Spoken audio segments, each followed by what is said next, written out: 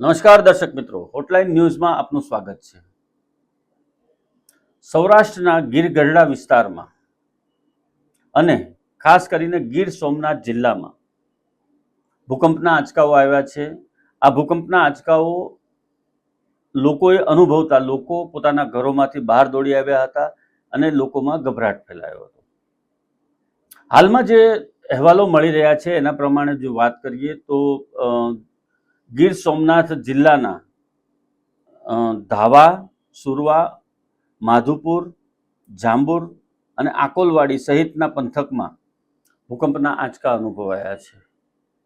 સૌરાષ્ટ્રમાં ફરી વખત ધરતી ધણધણવાની સાથે જ લોકોમાં ગભરાટ ફેલાયો છે। ખાસ કરીને તાલાળા પંથકમાં આવા પ્રકારના આંચકાઓ ભૂતકાળમાં પણ ઘણી વખત આવતા હતા અને એના કારણે જનજીવન ઉપર પણ તેની અસર થઈ હતી। લોકોમાં એક પ્રકારનો ગભરાટ ફેલાયેલો હતો। આ વખતે જે ભૂકંપના આંચકા નોંધાયા છે એ ભૂકંપના આંચકાનું રિક્ટર સ્કેલ ઉપર કેટલો નોંધાયો છે એ હજી સુધી ડિક્લેર કરવામાં નથી આવ્યું, પરંતુ લોકોએ અનુભવ્યું છે એટલે 3 થી 4 રિક્ટર સ્કેલની આસપાસ હોવાનું અનુમાન છે।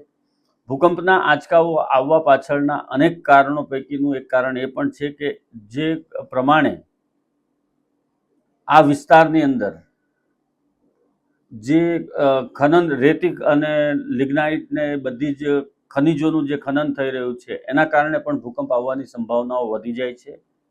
બીજી તરફ કચ્છમાં જ્યારે ભૂકંપ આવ્યો હતો 25 વર્ષ પહેલા ત્યારે અને ત્યારબાદ સૌરાષ્ટ્ર પંથકની અંદર અવારનવાર દર વર્ષે 1-2 વખત 4 વખત આ રીતની ઘટનાઓ બનતી રહે છે અને ભૂકંપના આંચકાઓ નોંધાતા રહે છે। આજે જે ભૂકંપનો આંચકો નોંધાયો છે એનું કેન્દ્રબિંદુ ક્યાં છે એ હજુ સુધી સત્તાવાર રીતે જાહેર કરવામાં આવ્યું નથી, પરંતુ ભૂકંપને લોકોએ અનુભૂતિ કરી એટલી હદે ધરાધ્રુજી હતી એના કારણે લોકોમાં એક પ્રકારનો ભય છે અને ડરનો માહોલ જોવા મળી રહ્યો છે। લોકોને સતર્ક રહેવા માટે તંત્ર દ્વારા જાણ કરવામાં આવી છે, તેમજ જે પ્રમાણે ગીર સોમનાથ જિલ્લાની ધરામાં કંપન અનુભવાયું છે એનાથી લોકોમાં પણ એક પ્રકારે ગભરાટ જોવા મળી રહ્યો છે અને જો ભૂકંપ આવે તો શું કરીશું એવી ચિંતા લોકોમાં જોવા મળી રહી છે। ધન્યવાદ દર્શક મિત્રો।